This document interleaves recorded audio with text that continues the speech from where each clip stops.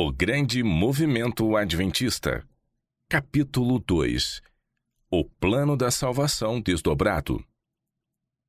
A esperança que se adia faz adoecer o coração, mas o desejo cumprido é árvore de vida. Provérbios 13:12.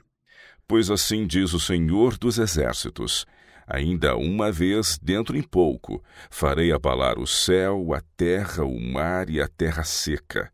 Farei abalar todas as nações, e as coisas preciosas de todas as nações virão, e encherei de glória esta casa, diz o Senhor dos Exércitos.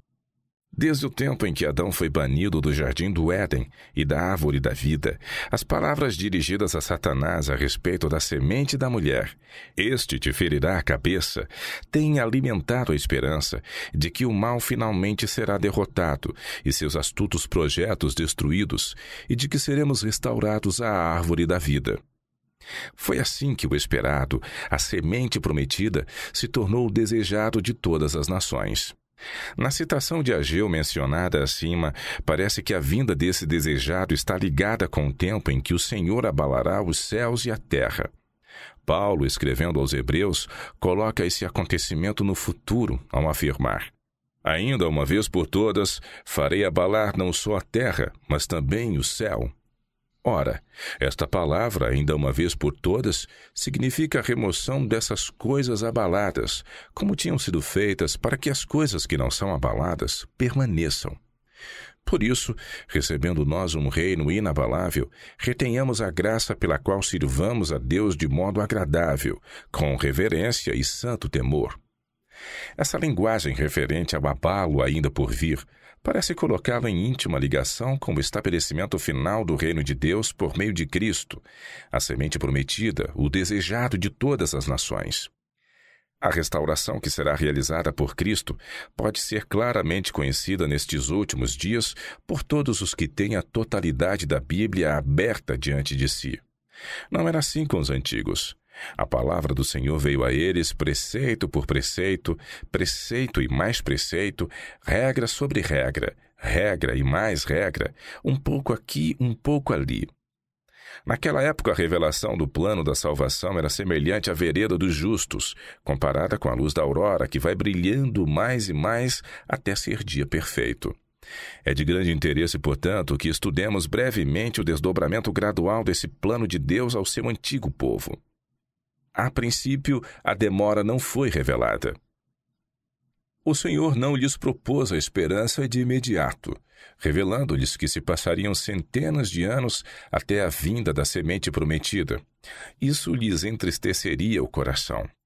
Podemos deduzir a partir do relato que lhes foi permitido pensar que a primeira criança nascida seria a semente e que, de alguma maneira, o Éden seria logo restaurado e novamente teriam acesso à árvore da vida. Quando Caim nasceu, Eva exclamou: "Adquiri um varão com auxílio do Senhor." Alguns eruditos da língua hebraica defendem que, traduzido de forma fiel, o texto diria: "Adquiri um varão, o Senhor." Ou seja, aqui está a semente que realizará o tremendo feito de derrotar Satanás. Não há registro de que Eva tenha pronunciado algo parecido por ocasião do nascimento de Abel. Ela naturalmente poderia e deveria supor que seria no primogênito que a promessa se cumpriria. Suas esperanças devem ter diminuído ou mesmo morrido ao ser-lhe revelado o caráter de Caim e ao ela testemunhar a conduta perversa que o levou a matar o irmão. Seguramente, antes de Abel ser assassinado, a família deve ter recebido luz e conhecimento a respeito do sacrifício futuro a ser feito em seu favor. Foi por essa razão que Abel, divinamente instruído, trouxe como oferta um cordeiro do seu rebanho, ao passo que Caim, que recebera as mesmas instruções que o irmão, trouxe uma oferta dos frutos da terra e a misturou com o espírito de ira e ciúmes. A oferta de Abel foi mais aceitável que a de Caim, pois foi feita pela fé. Comentando sobre a influência positiva da fé de Abel, Paulo escreve: mesmo depois de morto, ele ainda fala. Seria Sete a semente prometida? Após a morte de Abel, Sete nasceu, revivendo então a esperança. Eva declarou: Deus me concedeu outro descendente em lugar de Abel. que Caim matou. Mais tarde, Sete foi incluído na linhagem dos descendentes de Adão, ao passo que Caim, o verdadeiro primogênito, não entrou na genealogia. Eva muito provavelmente supôs que Sete era agora a semente prometida. O registro bíblico relata que depois do nascimento de Sete, os homens passaram a chamar-se pelo nome do Senhor. Talvez agiram assim, supondo que Sete seria o governante final, o Senhor, que derrotaria o domínio usurpado por Satanás. Esperança centralizada em Noé. No breve registro de eventos entre a época de Adão e o nascimento de Noé, pouco além da genealogia da raça humana está registrado. Com o nascimento de Noé, o justo, a esperança brotou novamente. As pessoas exclamaram: "Este nos consolará dos nossos trabalhos e das fadigas de nossas mãos, nesta terra que o Senhor amaldiçoou." A Bíblia não declara o modo pelo qual esperavam receber esse conforto, mas entretinham a esperança de que a maldição da terra seria de alguma forma atenuada. Não lhes foi revelada então a grande maldade que existiria nos dias de Noé, nem que as pessoas encheriam a terra de tanto pecado e violência que a raça seria varrida do planeta por um dilúvio, com apenas Noé e sua família escapando da destruição. Tampouco lhes foi revelado o fato de que por 120 anos ele iria advertir o mundo de sua iminente destruição. Babel é construída. Após o dilúvio, Noé instruiu o povo a repovoar a terra. Mas ao começarem a se multiplicar, rejeitaram o plano do Senhor de governá-los. Nimrod estabeleceu o reino de Babel, posteriormente chamado de Babilônia, o primeiro dos governos terrestres. Pouco tempo depois, começaram a edificar a Torre de Babel, tendo em vista construir para si mesmos um nome e impedir que fossem espalhados pela face da terra, justamente o oposto daquilo que o Senhor lhes havia ordenado por intermédio de Noé. Ao invés de esperarem pacientemente pelo cumprimento dos propósitos de Deus, tomaram o assunto em suas próprias mãos. A consequência foi que Deus lhes confundiu a linguagem e os espalhou. Abraão, o herdeiro do mundo. Acompanhando o registro até chegar ao 10º descendente de Noé, nos deparamos com o chamado de Abraão. Deus lhe disse: "Porque toda essa terra que vês eu te darei, a ti e à tua descendência para sempre. Farei a tua descendência como o pó da terra, de maneira que se alguém puder contar o pó da terra, então se contará também a tua descendência. Levanta-te, percorre essa terra no seu comprimento e na sua largura, porque eu te darei." Apesar de Abraão receber a promessa de que possuiria a terra, foi-lhe assegurado que ele morreria. Paulo declara que Abraão saiu a fim de ir para um lugar que devia receber por herança. O cumprimento da promessa da semente foi sem dúvida esclarecido a Abraão em visão proveniente de Deus, pois ele aguardava a cidade que tem fundamentos, da qual Deus é o arquiteto e edificador. Declara-se que a promessa era que ele seria herdeiro do mundo, não no estado em que se encontrava, mas em algum momento após sua ressurreição. Do ponto de vista humano, Abraão não podia compreender de que forma a semente prometida poderia surgir de sua própria descendência. Portanto, sugeriu que Eliezer, seu mordomo, fosse escolhido como a semente. Deus lhe disse, porém: "Não será assim, mas aquele que será gerado de ti será o teu herdeiro." O Senhor agora passa a lhe revelar que a obra final da semente não se completaria de forma imediata. Disse então a Abraão: "Sabe com certeza que a tua posteridade será peregrina em terra alheia, e será reduzida à escravidão e será afligida por 400 anos. E tu irás para os teus pais em paz, serás sepultado em ditosa velhice." A própria esposa de Abraão propôs um plano precipitado para apressar o cumprimento da promessa. Contudo, após o nascimento de Isaque, o verdadeiro filho de Abraão com Sara, sua legítima esposa, o Senhor falou a respeito de Ismael e sua mãe Agar: "Rejeita essa escrava e seu filho." No teste de fé a que foi submetido, o de oferecer Isaque sobre o altar, Abraão aprendeu uma lição acerca da ressurreição dos mortos. Dele se diz: "Considerou que Deus era poderoso até para ressuscitá-lo dentre os mortos, de onde também, figuradamente, o recobrou." A verdadeira semente. Certa vez Abraão foi instruído de que a semente verdadeira, por meio da qual todas as nações seriam abençoadas, embora fosse seu descendente segundo a carne, seria em realidade o Cristo de Deus, pois o Senhor não lhe disse, descendentes como se falando de muitos, porém como de um só. E ao teu descendente que é Cristo. Gálatas 3,16. A esse respeito, o apóstolo Paulo declarou: Ora, tendo a Escritura previsto que Deus justificaria pela fé os gentios, pré-anunciou o Evangelho a Abraão. Em ti serão abençoados todos os povos. Gálatas 3:8. A promessa a Abraão foi renovada a Isaque e a sua descendência. Gênesis 28:13 e posteriormente a Jacó. Como Jacó teve 12 filhos, a pergunta naturalmente poderia ser feita: por qual deles seria traçada a linhagem da semente verdadeira? No testemunho inspirado proferido por Jacó a respeito de seus filhos, encontramos a resposta. O cetro não se arredará de Judá, nem o bastão de entre seus pés, até que venha Siló, e a ele obedecerão os povos. Gênesis 49:10.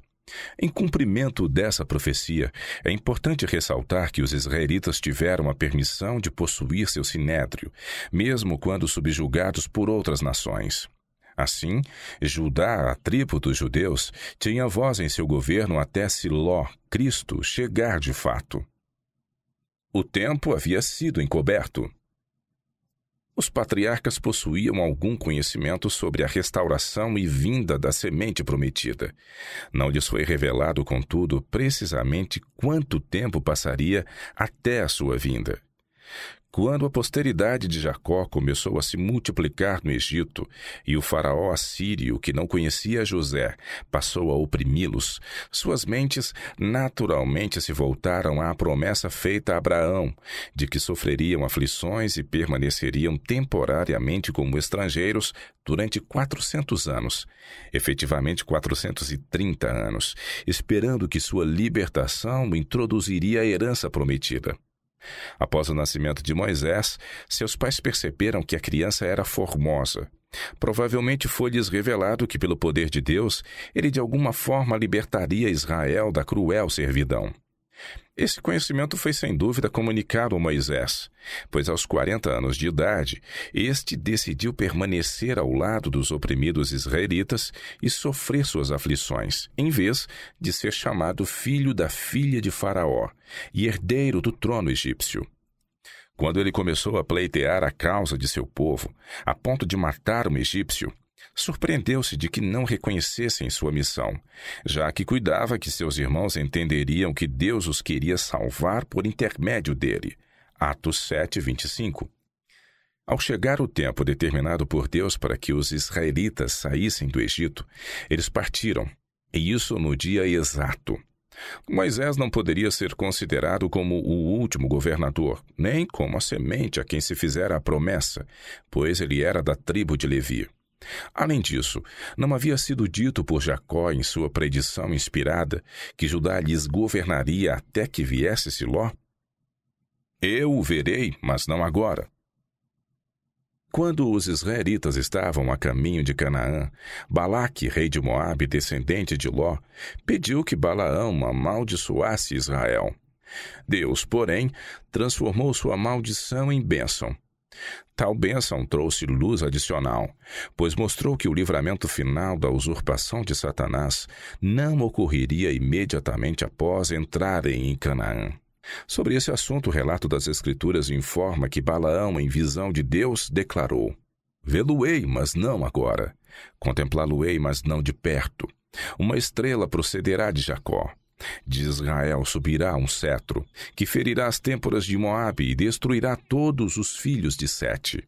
Números 24:17. Esta numerosa semente nascida de Abraão é mencionada por Paulo no seguinte contexto: Por isso também de aliás, já amortecido, saiu uma posteridade tão numerosa como as estrelas do céu, e inumerável como a areia que está na praia do mar. Todos estes morreram na fé sem ter obtido as promessas, vendo-as, porém, de longe, e saudando-as e confessando que eram estrangeiros e peregrinos sobre a terra. O coração do povo de Israel não precisava desfalecer diante da predição de Balaão de que a consumação de sua esperança ocorreria não agora, nem perto, pois o Senhor, não muito antes dessa profecia, havia jurado por sua própria vida que ela viria. Por meio de Moisés, ele declarou: "Porém, tão certo como eu vivo, toda a terra se encherá da glória do Senhor." Nos dias do profeta Abacuque, cerca de 863 anos depois, a mesma verdade foi reafirmada. Esta, porém, foi citada como um evento ainda futuro, pois a terra se encherá do conhecimento da glória do Senhor, como as águas cobrem o mar. Ritual do santuário, um tipo do verdadeiro. Quando o Senhor tirou Israel do Egito, proclamou sua lei moral aos ouvidos de todo o acampamento e deu-lhes uma cópia escrita em pedra por seu próprio dedo, de modo que pudessem ser continuamente direcionados àquele Salvador que se sacrificaria em favor deles. Ora, a fim de serem purificados de seus pecados mediante seu precioso sangue, ordenou-lhes que construíssem um santuário no deserto. Moisés foi exortado a construí-lo exatamente conforme o padrão mostrado pelo Senhor no monte. O ritual desse santuário era uma sombra do verdadeiro ritual de Cristo no santuário celestial. Enquanto o propósito de Deus com as ofertas e sacrifícios do santuário era apresentar aos homens uma sombra dos bens futuros, o esforço de Satanás era o de levar as pessoas a se concentrar na oferta em si, o tipo, em vez de enxergarem nela Cristo e seu efetivo sacrifício, o antítipo. Assim, Satanás procurou fazer que confiassem em suas próprias obras para a salvação.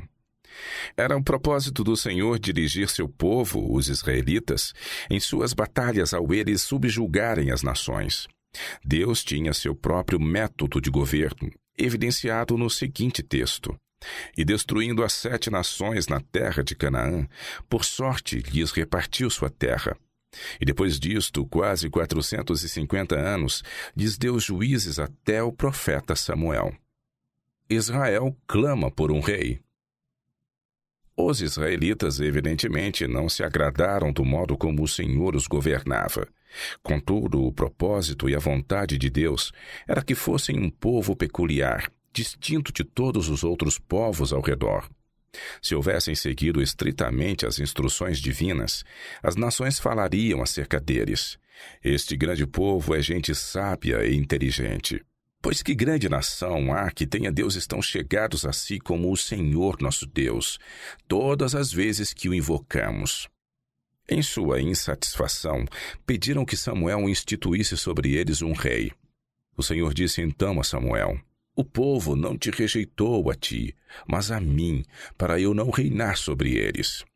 Novamente, disseram a Samuel num tom mais imperativo: "Constitui-nos, pois, agora um rei sobre nós, para que nos governe como tem todas as nações." Diante disso, Samuel cuidadosamente lhes informou sobre a opressão que um rei lhes traria.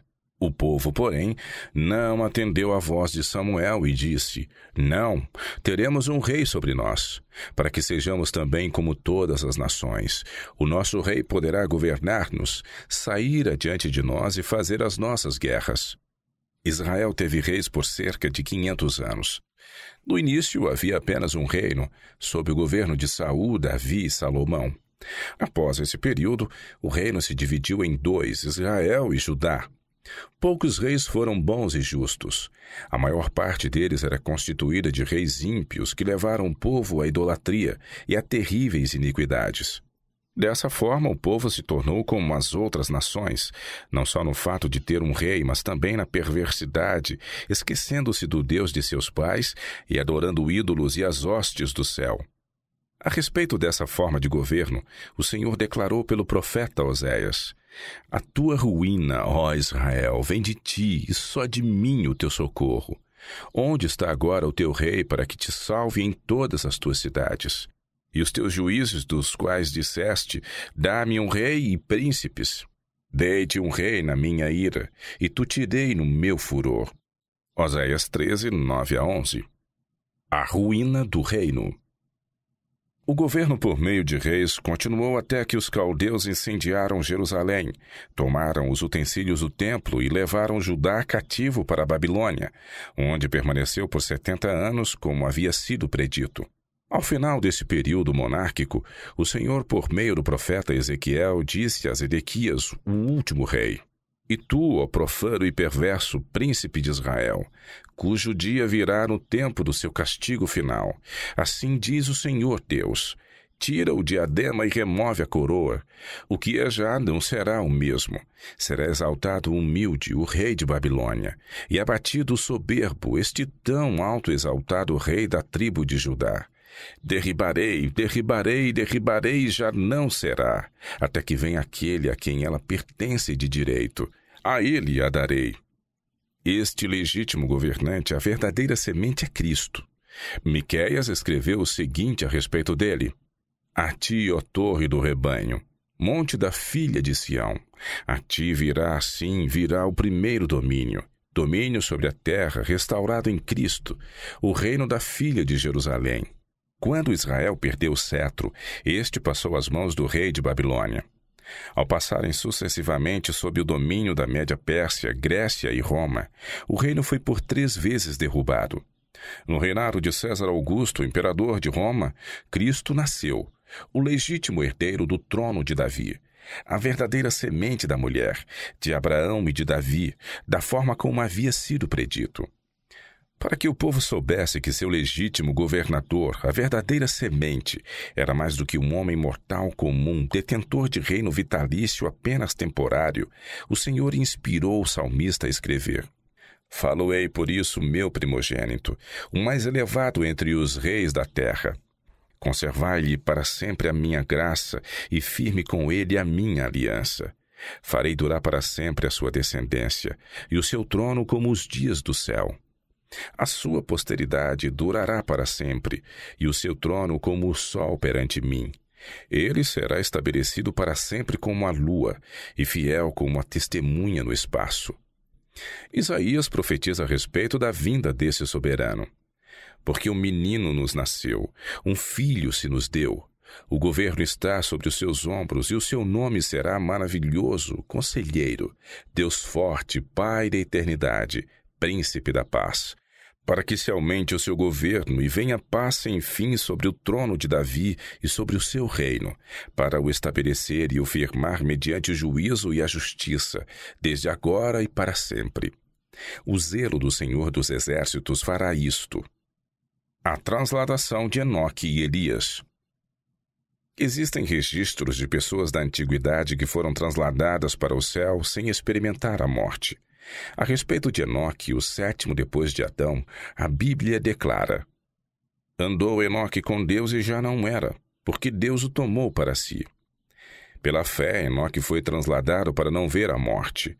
Não foi achado porque Deus o transladara.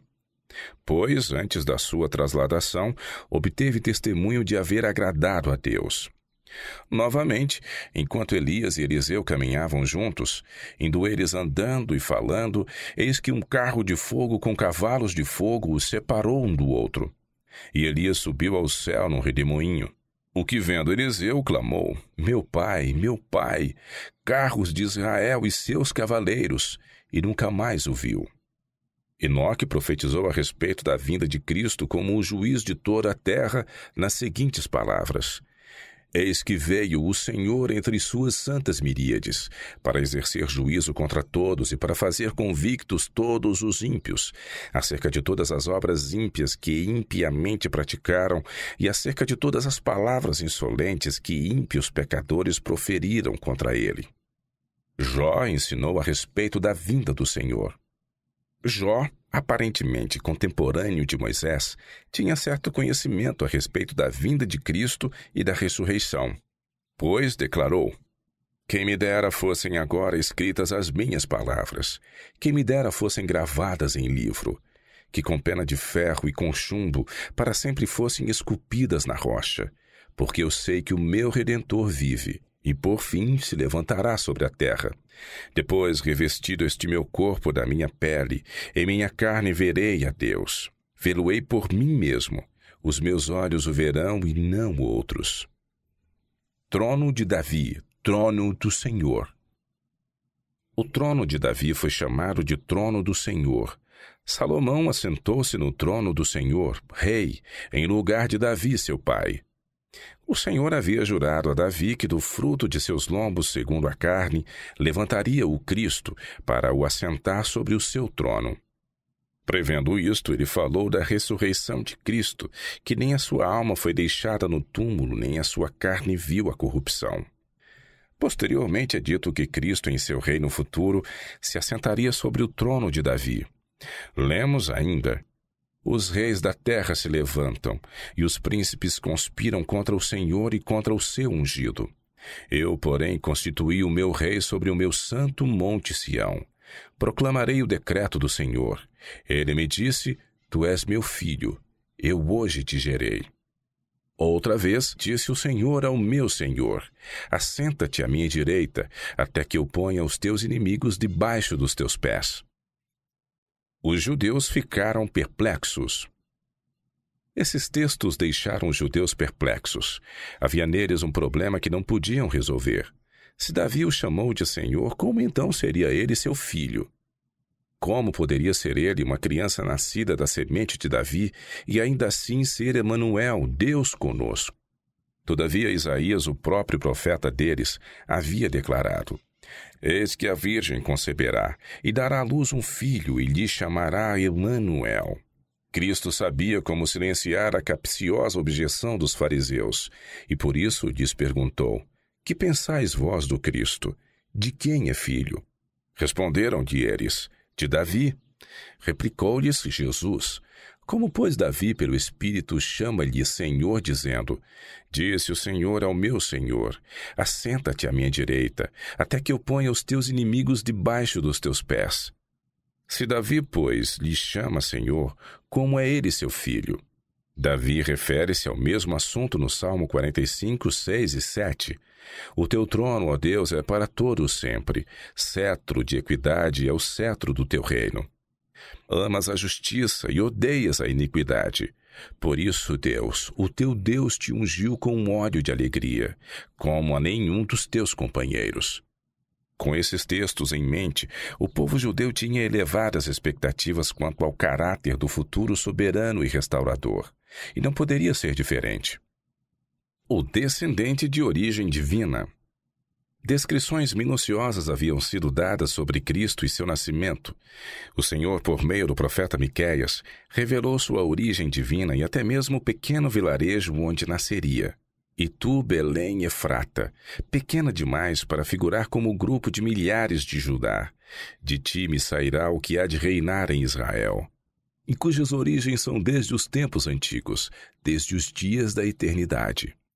A presença de Deus é manifesta no Shekinah e na nuvem. Mais adiante na história dos israelitas, quando Salomão terminou a construção do templo, considerado por ele extremamente magnífico, o Shekinah da glória de Deus se manifestou entre os querubins sobre o propiciatório.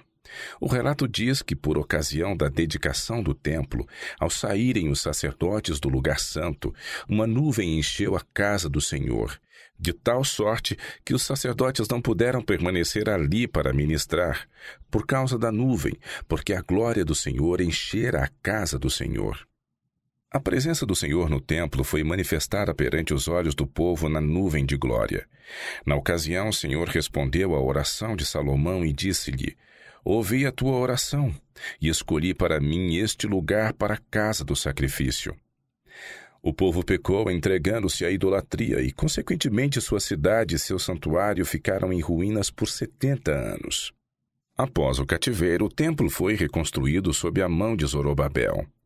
Embora o segundo templo fosse inferior em esplendor àquele construído por Salomão, o Senhor, através de seu profeta, declarou acerca dele: a glória desta última casa será maior do que a da primeira, diz o Senhor dos Exércitos.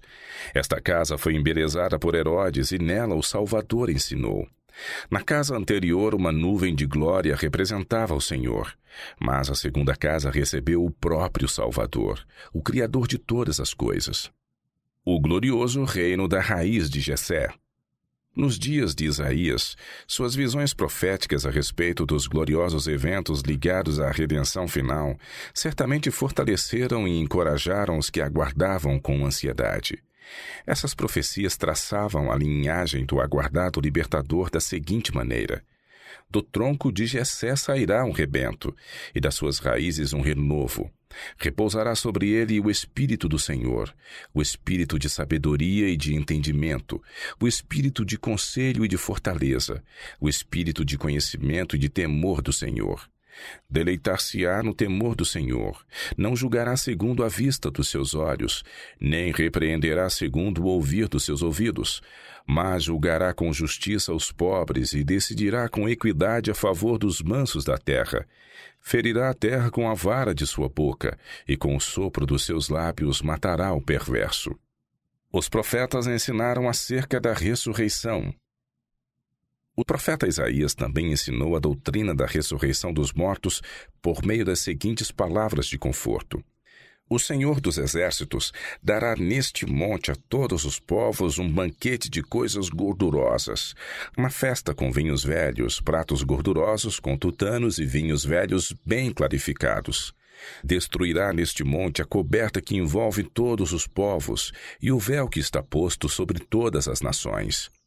Tragará a morte para sempre, e assim enxugará o Senhor Deus as lágrimas de todos os rostos, e tirará de toda a terra o opróbrio do seu povo, porque o Senhor falou. Naquele dia se dirá: eis que este é o nosso Deus em quem esperávamos, e ele nos salvará. Este é o Senhor a quem aguardávamos, na sua salvação exultaremos e nos alegraremos. O reino na terra renovada. O mesmo profeta declara que haverá uma terra renovada, na qual o reino final deverá ser estabelecido. Pois eis que crio novos céus e nova terra, e não haverá lembrança das coisas passadas, jamais haverá memória delas. No hebraico, nem chegarão ao coração, isto é, não serão desejadas novamente. Mas vós folgareis e exultareis perpetuamente no que eu crio. Porque eis que crio para Jerusalém alegria, e para o seu povo regozijo. E exultarei por causa de Jerusalém, e me alegrarei no meu povo, e nunca mais se ouvirá nela nem voz de choro nem de clamor. Não haverá mais nela, depois da criação da nova terra, criança para viver poucos dias, criança que tenha vivido pouco, nem velho que não cumpra os seus, velhice prematura. Porque morrer aos 100 anos é morrer ainda jovem. Nos dias em que os homens atingiam 900 anos, crianças poderiam ter 100 anos. E quem pecar só aos 100 anos, em anos posteriores em que a vida total era de 100 anos, será amaldiçoado. Os que morrem quando a nova terra é estabelecida são aqueles que morrem na perdição dos homens ímpios. Eles edificarão casas e nelas habitarão, plantarão vinhas e comerão o seu fruto. Não edificarão para que outros habitem, não plantarão para que outros comam. Porque a longevidade do meu povo será como a da árvore, e os meus eleitos desfrutarão de todas as obras das suas próprias mãos. Ezequiel observa o panorama do tempo até a futura ressurreição dos mortos. O Senhor diz por meio dele: eis que abrirei a vossa sepultura, e vos farei sair dela, ó povo meu, e vos trarei a terra de Israel. Ele carregou as nossas enfermidades. A provação, os sofrimentos e a morte do Salvador em favor dos homens foram revelados mais claramente a Isaías, o profeta do Evangelho. Diz o profeta: quem creu em nossa pregação, e a quem foi revelado o braço do Senhor? Porque foi subindo como renovo perante ele, e como raiz de uma terra seca. Não tinha aparência nem formosura. Olhámo-lo, mas nenhuma beleza havia que nos agradasse. Era desprezado e o mais rejeitado entre os homens, homem de dores e que sabe o que é padecer. E como um de quem os homens escondem o rosto, era desprezado, e dele não fizemos caso. Certamente ele tomou sobre si as nossas enfermidades, e as nossas dores levou sobre si. E nós o reputávamos por aflito, ferido de Deus e oprimido. Mas ele foi traspassado pelas nossas transgressões, e moído pelas nossas iniquidades. O castigo que nos traz a paz estava sobre ele, e pelas suas pisaduras fomos sarados. Tanto o povo como o profeta devem ter se perguntado: será que esses eventos tão maravilhosos irão acontecer em nossos dias? A resposta teria sido: não acontecerão agora. Ainda não é chegado o tempo para a vinda do grande libertador. Mas o profeta declara: os teus olhos verão o rei na sua formosura, verão a terra que se estende até longe. As profecias de Daniel revelam o futuro. Foi, contudo, por meio do profeta Daniel que o Senhor começou a revelar a seu povo a sequência dos reinos que se levantariam e dominariam até o estabelecimento do seu reino eterno. Revelou também um período especial de tempo, um evento ainda por ocorrer, isto é, o aparecimento efetivo do Messias e sua morte. A interpretação do sonho de Nabucodonosor revelou que os 4 reinos que deveriam governar o mundo enfraqueceriam de forma equivalente à proporção do valor do ouro, prata, bronze e ferro, e que finalmente a desunião dos reinos divididos seria comparada à fragilidade do ferro misturado com barro lamacento. Então viria o reino dos céus, que seria introduzido após a destruição desses reinos. Estes, por sua vez, se tornariam como palha da eira do verão, de modo que não se acharia mais o lugar deles. O reino de Deus, porém, encheria toda a terra. Na visão do capítulo 7, sob o símbolo de 4 grandes animais, o mesmo assunto é abordado novamente, e outras características são acrescentadas. Nesse capítulo é traçado o avanço e a obra do poder do chifre pequeno, que se levantaria após a divisão do 4º reino em 10 partes, derrubando e dominando 3 deles para estabelecer a si mesmo como governante espiritual sobre todos eles.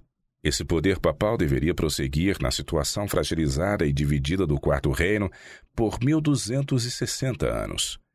Assim foram revelados eventos que abrangem o tempo em que Cristo receberá o reino de seu Pai e o dará aos santos do Altíssimo, um reino que deverá finalmente governar toda a terra e permanecer para sempre. Os 2300 dias. No capítulo 8 de Daniel, na visão sobre o cordeiro, o bode e o chifre pequeno que se tornou muito forte, o profeta é novamente levado ao fim dos tempos. Nos versos 13 e 14, sua atenção é direcionada a um período de tempo de 2300 dias, que se estendem até o juízo. Seria um longo período de tempo, e foi assim que o profeta entendeu, pois o anjo lhe informou que a visão era ainda para muitos dias.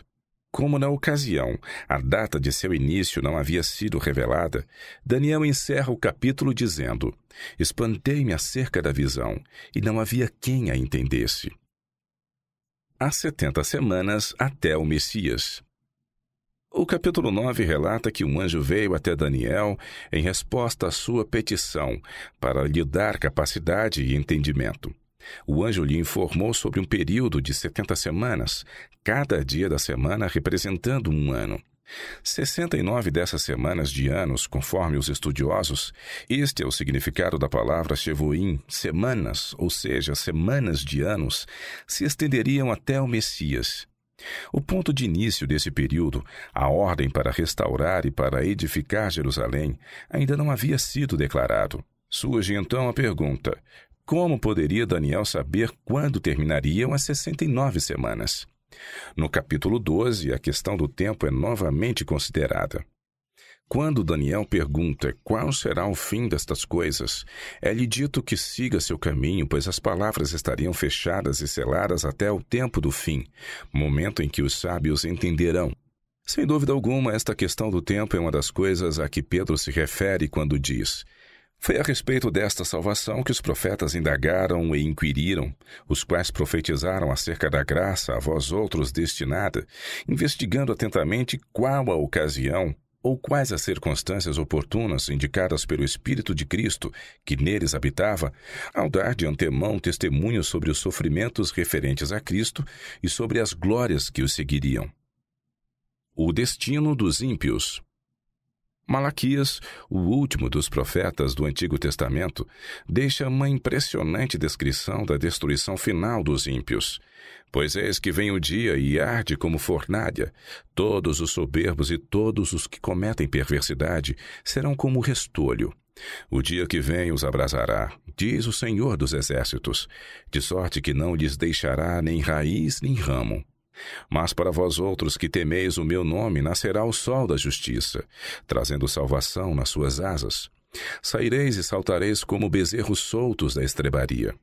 Pisareis os perversos, porque se farão cinzas debaixo das plantas de vossos pés, naquele dia que preparei, diz o Senhor dos Exércitos. Visto que os israelitas possuíam o registro de todos esses acontecimentos preditos no Antigo Testamento, que lhes revelava tantas características do plano da salvação, quão grande deve ter sido o interesse dos aplicados estudiosos das Escrituras ao perceberem que o momento da chegada da semente prometida se aproximava. Ao passo que as multidões e mesmo os que liam as Escrituras nas sinagogas todos os sábados deixaram de compreendê-las, os devotos e estudiosos que fielmente examinavam as Escrituras sob a direção do Espírito oravam intensamente à semelhança do apóstolo João em sua despedida: Vem, Senhor Jesus, e vem depressa.